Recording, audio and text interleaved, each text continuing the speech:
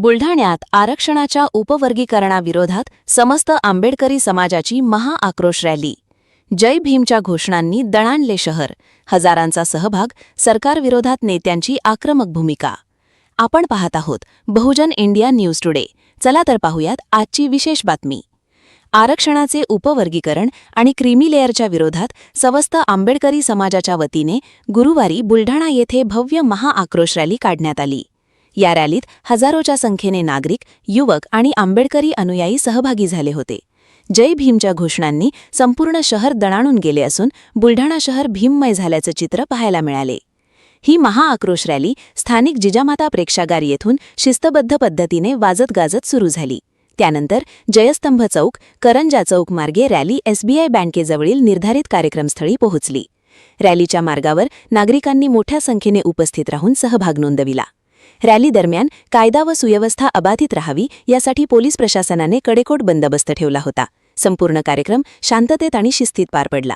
यानंतर आयोजित सभेत आंबेडकरी चळवळीतील प्रमुख नेत्यांनी उपस्थितांना मार्गदर्शन करत आरक्षणाच्या उपवर्गीकरणाच्या निर्णयावर तीव्र नाराजी व्यक्त केली. रिपब्लिकन सेनेचे प्रमुख आनंदराज आंबेडकर, खासदार चंद्रकांत हांडोरे, दीपक केदार, प्राध्यापक जोगेंद्र चवाडे आणि आमदार सिद्धार्थ खरात यांनी सरकारच्या धोरणांवर टीका करत आरक्षणाच्या संरक्षणासाठी एकजूट कायम ठेवण्याचे आवाहन केले.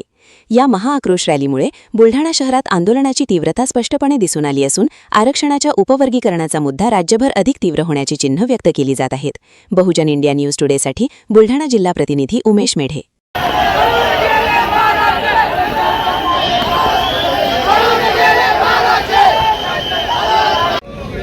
चार जणांनी ह्याला बोलायचं, चार जणांनी त्याला बोलायचं, जातीवर महापुरुषावर बोलायचं. अरे आंबेडकरी समाज आहे, ऐरागैरा समाज नाही. देशाला आजच्या स्थितीत दिल्लीतून जय भीमचा नारा दे हदरून टाकणारा समाजाला नाटक चालणार नाही. हो भागवत याला त्याला आम्ही धरणार नाही चिरकुटाला.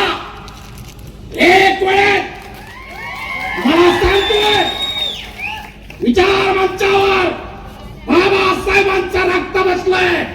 एकदा आदेश द्या, रेसिपात उकडून फेकल्याशिवाय राहणार नाही.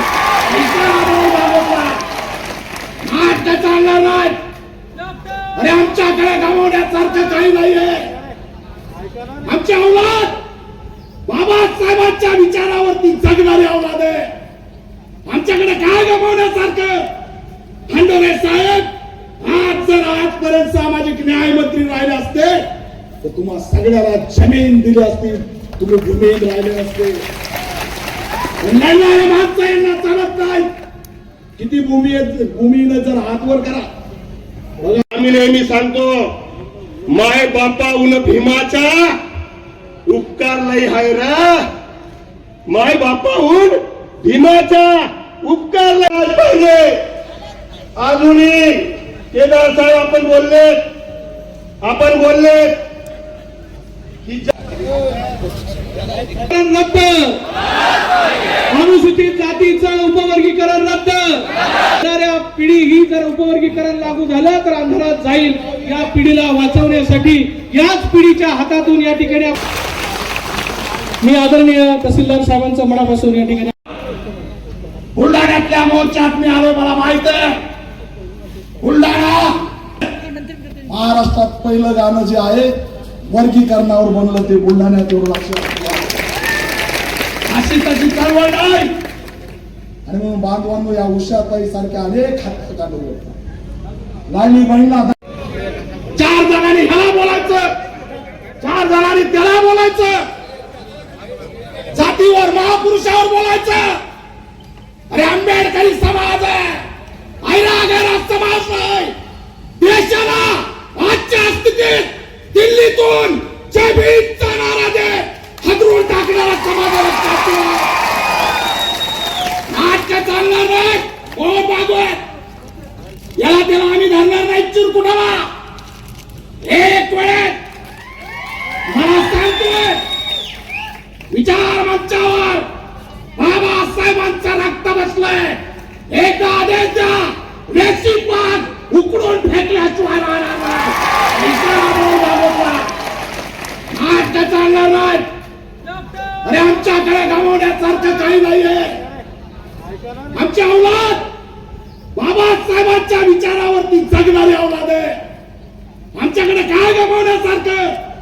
खंडोरे साहेब, आज जर आजपर्यंत सामाजिक न्याय मंत्री राहिले असते तर तुम्हा सगळ्याला जमीन दिली असती, तुम्ही भूमीहीन राहिले असते. लढणाऱ्या माणसं यांना चालत नाही. किती भूमीहीन जर हात वर करा,